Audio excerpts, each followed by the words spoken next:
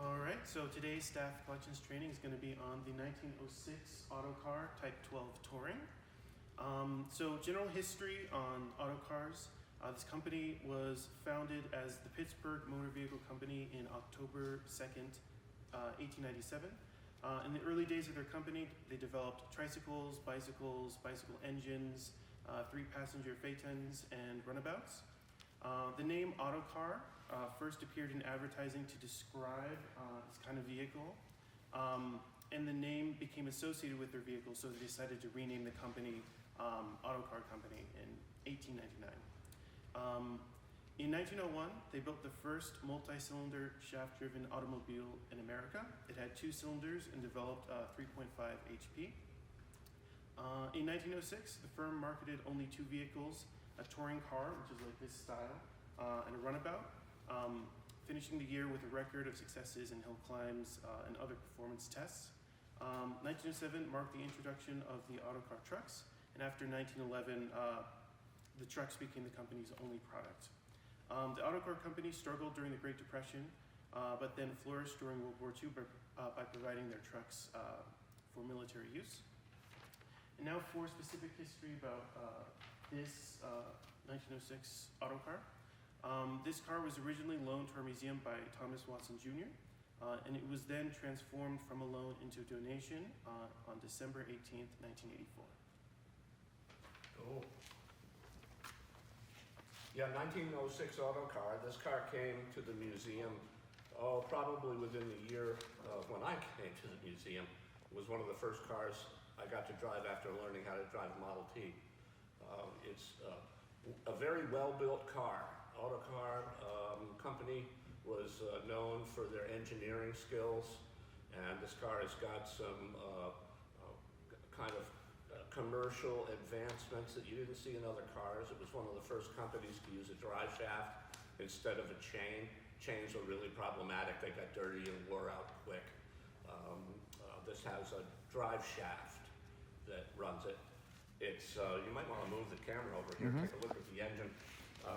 The engine is a 4-cylinder water-cooled engine with a sliding gear transmission and a cone clutch, which was not ahead of its time, but was fairly typical 1905 going into the early teens.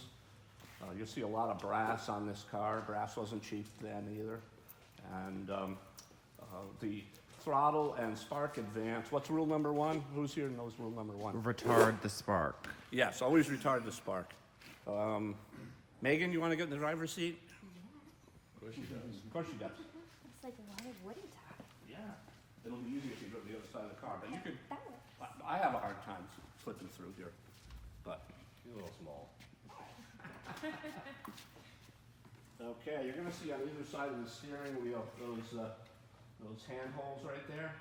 The left one is the throttle, that's your gas pedal, and the right one is the spark advance. Hey, they're even labeled. Yeah, they're even labeled, It's nice, nice. right? And the pedals on the floor is the left one's the clutch and the right one is the brake. And the other pedal all the way down there is an exhaust cutout or exhaust whistle. And then these 2 levers, the one that is outboard is your emergency brake, and the one that's inboard is the shift lever for a sliding gear transmission. You'll see that vice grip down there, and that's to keep people out of 3rd gear. I don't want to see anybody going too fast in this car, so I just block off 3rd gear. The Autocar was a mid to upper range quality car. You know, the big cars like Rolls Royces and all that are much larger than this. The small ones, like the Roadster that Autocar built, were quite a bit smaller than this. But this, like I said, is very well engineered car, dependable, above the quality of anything else in its price range without trying to be pretentious. Just a nice, solid car. There's a plaque on the dashboard that tells an interesting story. And because the Autocar itself doesn't have anything that really stands out except for the quality of its construction, the little plaque on the dashboard tells a story that is good. It's good to know in the antique car world. It's part of the history of antique cars. And that plaque has the name Selden on it. Anybody know who George Selden was? Good. He does. Okay. Or ALAM. Anybody knows what ALAM stands for? American League of Automobile Manufacturers. So at the turn of the century, there was this patent lawyer who knew his stuff and was a tinkerer as well. And he was a visionary, maybe not in a good way, but maybe in a good way. Depends on how history goes. And he thought that automobiles were going to, hey now, automobiles were going to be the thing of the future. Well, the vast majority of people in the country did not think that way. Horses had pulled and carried humanity for thousands and thousands of years. The automobile was a blip in the pan. You watch, this fad will soon be over and we'll be free of all these smoky things, right? But George Selden saw the future, and being a patent lawyer, what he did is he drew up plans for an automobile that he didn't build at that time, but he got the patent on it. So along come names like Packard and Oldsmobile and Cadillac and all that, and they began building cars, and Selden went out and said, hey, wait a minute, time out, I've got the patent on the entire automobile, not just a part of it. So they formed together to be the American League of Automobile Manufacturers, ALAM, and paid George Selden royalties to build cars. $15 a car, or $5,000 for the year if you didn't build enough cars to, at 15 bucks a head to make $5,000. And the Autocar was part of that league of manufacturers. It was all a money and patent thing. Then along comes Henry Ford, and in 1903 he starts building cars, and he thumbs his nose at Selden, his patent, and he continues to build cars and got a bigger and bigger company. He puts up a couple new factories, one larger than the last, and in 1906 he was just about ready to come out with a Model N Ford, which was predecessor to the T, and it was very popular. There were orders in advance of it coming out, being produced. George Selden, of course, hears of this. It was a small world back then, and charges Ford with infringement, patent infringement. Henry Ford didn't want to play George Selden's game, and so he ignored that patent suit, and it went to court, and Ford lost, which was bad news for Henry Ford. We wouldn't have had Ford Automobile Company right now had that stood. But Ford was one of those guys that wouldn't take no for an answer, and he filed to have the case reheard. That little piece of legislation cost him $350,000. Imagine that in 1906. So he and Selden went to war again, and Henry Ford's argument was that the automobile that Selden had on drawings was not a workable vehicle, so they built one and it wasn't. Ford's automobile was built along the lines of our Otto engine. He used the Otto four-stroke principle. The car in Selden's patent was probably a two-stroke. Haven't looked into that deep enough.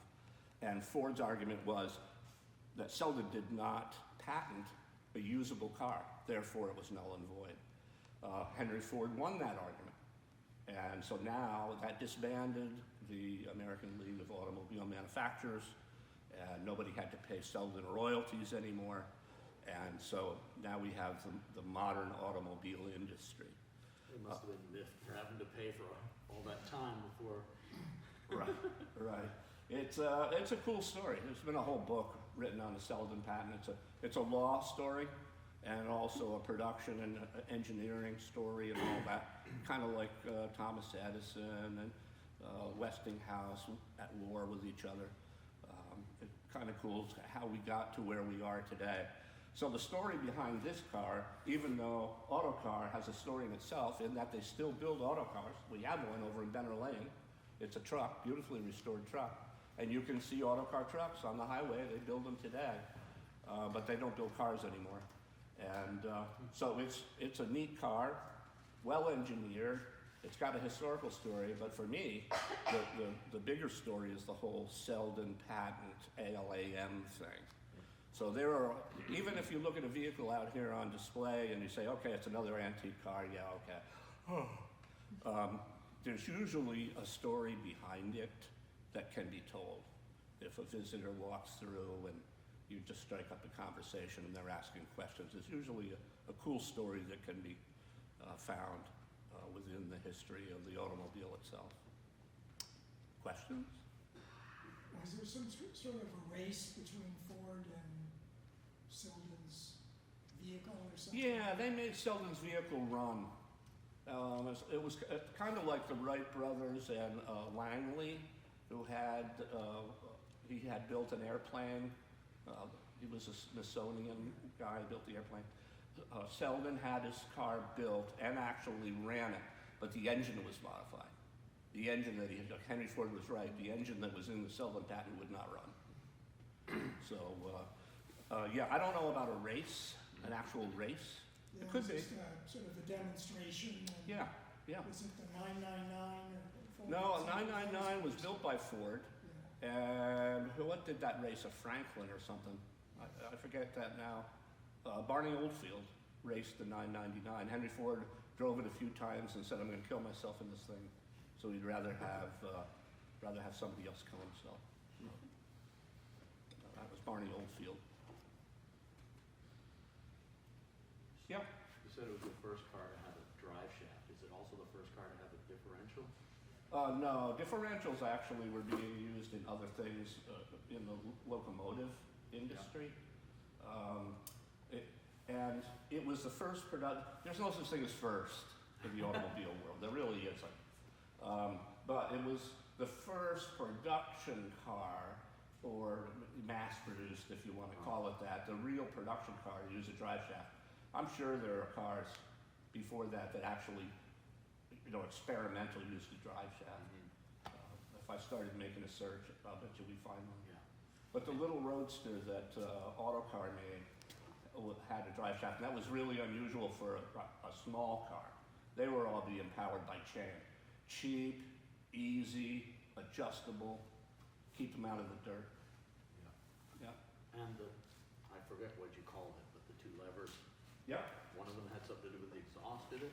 No, there's a pedal over here that opens up the exhaust. It can go through a whistle or just black open to the, and that's just to give it another horsepower or give you the impression that it's going to give you more horsepower. Yeah. Yeah, these are emergency brake on the outside, or parking brake, and on the inside, sliding gear transmission. And that's not an H pattern. A modern car, it's first, second, third, that kind of thing. This one is neutral, first, second, third, or all the way back to reverse. Yeah, but it's a sliding gear in that the gears in the transmission slide back and forth to pop them into the next gear or into neutral. That's sliding gear. They slide on shafts. Yes? Can you point out what the driving shaft is? Sure. Thank you. Yeah, yes, you'll probably have to get down on your hands and knees. But it's a shaft that ends at the transmission and goes back to that big box at the rear end, which is the differential. Okay. Yeah, it's they call this style. There's two styles. We have a Hotchkiss one today, which the drive shaft is exposed. It has two U joints and it's turning underneath the car to make it go from the transmission to the differential. Okay. This one is a, now I just lost it. I had it in my head a second ago. It is a torque tube drive shaft, meaning that the tube doesn't turn. You don't see that turn, but inside it is a shaft that's turning. And the differential does. Differential, because you have drive wheels that are driving the car. And if you go around a corner, you'll look and know that the sharper the corner in, the less distance the inside wheel will travel than the outside. Yep. That means the outside wheel is traveling faster to keep up with the inside wheel. Gotcha. Okay, if there's not a gearing arrangement in there, either the inside or the outside tire will drag on the pavement. Makes them very hard to turn, unstable. you'll see a locked drive shaft where there's no differential in race cars, Okay. and drag race cars in particular. Yeah, the differential is there so that one shaft or one wheel can travel independently of the other, so you can go around corners and stuff. It's really pretty amazing, the differential. It is. Because if you jack the car up and spin one tire to the right, the other one will go to the left. To the left, if the The drive opposite shaft direction. is stopped. Yeah, Yeah. if the drive shaft stopped. Right. It's bizarre. Right. So, It is, you say, how does that work? One wheel's going forward, the other one is going backwards. Right. What happened here? yeah. Yeah, but that's how it works. It is a ring gear. Here comes the drive shaft with a pinion gear. Then there's a big ring gear that the pinion gear engages and turns that ring gear around. Okay, but then there's 3 gears in the middle and a gear on the end of the axle that go into those other 3 gears, so they can do this, or with that ring gear going around, they both do this. Or they can do it independent. This one can go faster than this one. That's really neat. Yeah, it's probably something that strut axle should be written up about. How does a differential work? Yeah, it should be, yeah. Yeah. Good idea. Yep. So, and on this car, you see little things that are ahead of their time and well engineered. Like this is the steering gearbox right here. It's all encased, so dirt doesn't get in it. Everything has grease cups. This is a grease cup for the steering shaft. These are grease cups for the valve rockers up here. There's a lot of stuff going on this engine when it's running. And, So and they it's do a all grease- well like everything- thought out. Like a grease gun for that, you mean? You take your caps off Yeah. and you stuff grease in them, then Okay. you screw them back Yeah. on. Oh, yeah. And then as you screw them in, they push grease into the, Oh, yeah, Into the okay, I see gearbox. that, yeah. They still use those today. yeah, they do. Industries. I'm trying to think of where I've seen one recently. You don't see them on a It's car. not coming to me. Yeah. We need grease to last longer in a car these days. Yeah. And these little cups up top here, these are primer cups. And what you do with them for a cold start, you fill them up with gasoline, and then you open the valve and the gasoline trickles down into the cylinder, close them all again, and now you're all primed and ready to go. If you ever hear somebody say, I'm just gonna prime this up and we'll run it, that's what's happening. Various ways, but this has pretty fancy primer cups. It's a fancy car. You know, the spring shaft for the fan, or the shaft for the fan is spring loaded. It's got an oil pump here, an independent oil pump. It's got like 4 knobs on top that go up and down as the engine is running, pumping oil into the engine, and it's run off of the back of the crankshaft. This wheel will be turning. They do their stuff. Yep, figuring it all out. So for 1906, it was a really good car. I don't know the sale price on this, but I'm going to imagine the 1,500. Does it say? It says right there, $2,600. Oh, Wow, that's big money for 1906. Big money today. Yeah. Wow. Any other questions? That's a pretty good one. Thank you. Yeah. Thank you. We all happy now? Mhm. Okay.